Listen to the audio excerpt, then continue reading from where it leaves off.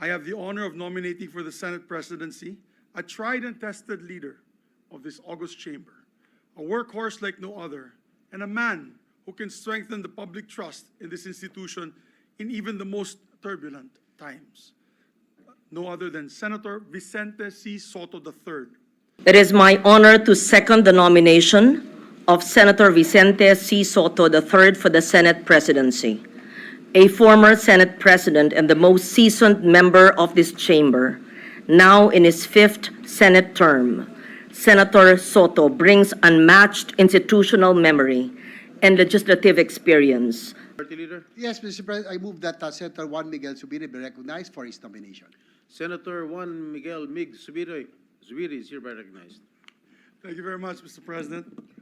Akala ko mali din yung pangalan ko. You read it right. Dear my dear colleagues, I have the honor of nominating for the Senate presidency a tried and tested leader of this august chamber, a workhorse like no other, and a man who can strengthen the public trust in this institution in even the most turbulent times. No other than Senator Vicente Sotto III. Senator Sotto's track record speaks for itself.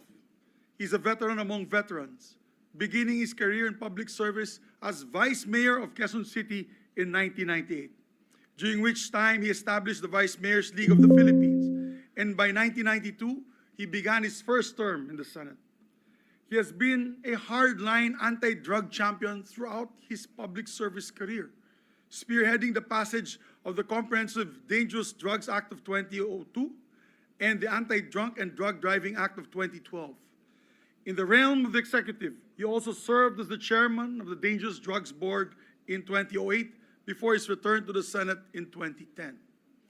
Other notable laws to his name are the Juvenile Justice and Welfare Council Act, the Children's Emergency Relief and Protection Act, the National Athletes Coach and Trainers Benefits and Incentives Act, and the Motorcycle Crime Prevention Act, as well as the Bayanihan to Heal As One Act and the Doktor Para sa Bayan Act. Throughout his 24 years in the Senate, as a testament to his great skill as a leader and a consensus builder, he has gained the trust of various sets of senators to serve as majority leader, as deputy minority leader, and ultimately as Senate President. Having served in various leadership roles in the Senate, Senator Sotto perhaps has developed a deep understanding of our rules and traditions, and more importantly, the gravity of upholding them. He does not just know our rules inside out, he also knows what chaos and instability will ensue if we fail to honor them. The Senate stands for more than just a legislative function. It stands for the very best of our nation's democratic ideals. And as Senate President, Senator Sotto was a traditionalist in the very best sense of the word, protecting the Senate's stand and legacy as a nation's last bastion of democracy. He led, and I'd like to add for the record that there was one time that his leadership was challenged because of his role of protecting each and every chairman, to allow each and every chairman the leeway to act in accordance to their committee structure and the ideals of their committee. And he never meddled with these traditions of the Senate. No. As a traditionalist, he's protecting always the Senate's standing and legacy as the nation's last bastion of democracy.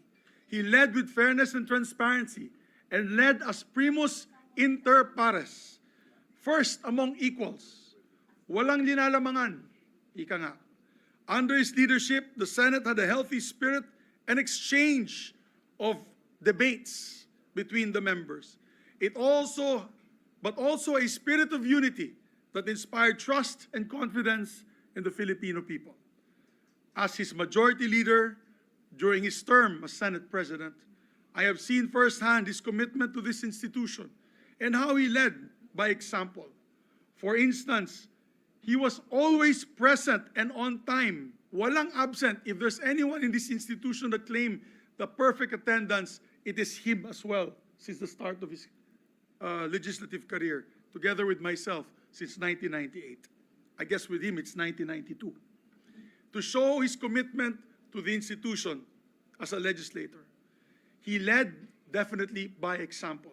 For instance, even during the time of COVID, we were all online, Mr. President. All of us were online. I was in Cagayan de Oro's majority leader because there was a lockdown.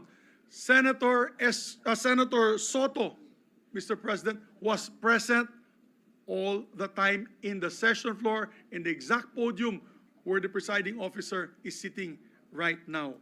To be able to open session, even at an elder age, he was a senior citizen. He was not afraid to come to the Senate and to start the sessions in that podium, Your Honors. Ikaw na lang ang mahihiya pag naunahan ka niya sa session hall pag kayo'y late. And I'd like to give a short anecdote on that. As a matter of fact, those days, I would be late sometimes. As many of you know, sometimes I'm late for my meetings. But as majority leader, the Senate President Sotto would always start session at 3 p.m., regardless if we were here or not. And I could recall a few times, he would start session at 3 p.m. and suspend to await my arrival. Siyempre, nakakahiya po yan. And I learned my lesson not to be late anymore. It was quite embarrassing, actually. But that was Senator Sotto. He was a stickler for the rules and traditions. At bilang Senate President, lagi siyang handa para sa lahat na nangyayari at mangyayari sa Senado. From the day-to-day grind of legislative meal to the long-term timelines for our priority measures. Ika nga, walang trabahong malit at walang problemang malaki para kay Senator Sotto. Tito Sen was on top of everything and the Senate functioned smoothly under his guidance.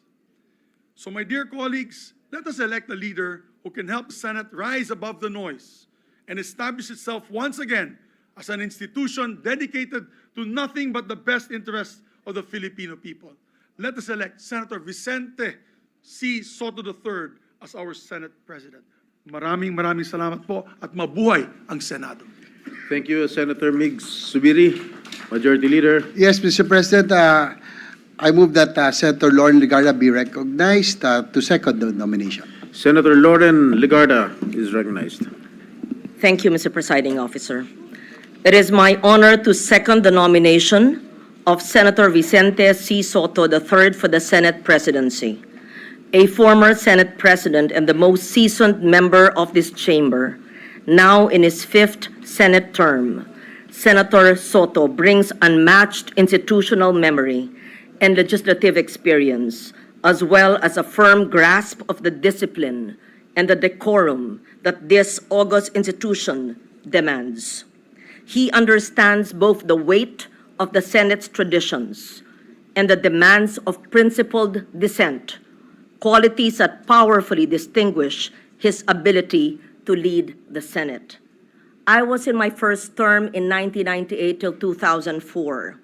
I was the majority leader in 2001, and he was the minority leader.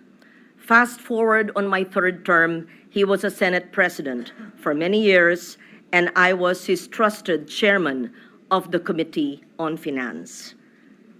We've worked together for more than 25 years, and I can attest to his discipline that he will lead with transparency, discipline, decorum, accountability, and many more, the traits needed by the institution at this time.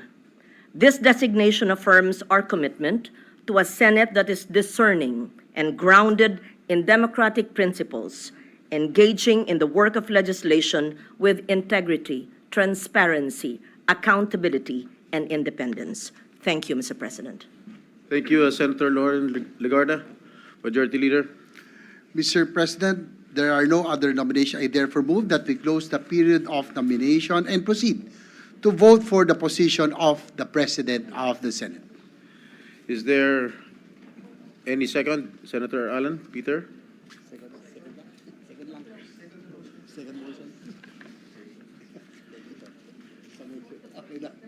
Is there any objection?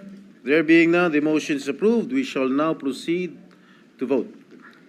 Roll call vote, the Honorable Senator Aquino, Senator Cayetano Alan,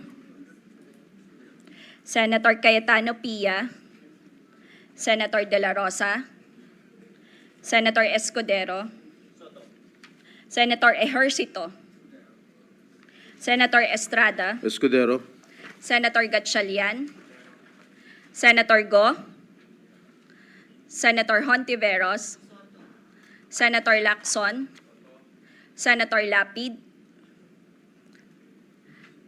Senator Legarda, Senator Marcoleta, Senator Marcos, what is the vote? Escudero. Hina. Escudero. Ba't mahina? Senator Padilla, Senator Pangilinan, And I'd like to explain my vote after the voting. Senator Soto, Senator Tulfo Erwin, Senator Tulfo Rafi, Senator Villanueva, Senator Villar Camille, Senator Villar Mark, Senator Zubiri, Lapid Escudero, ha?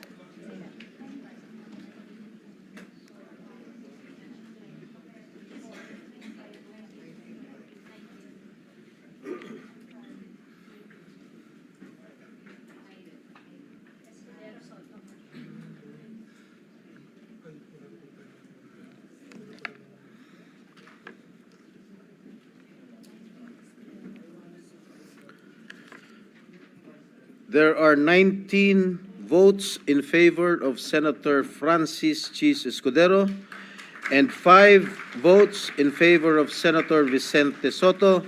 Senator Francis Chiz Escudero is therefore elected President of the Senate.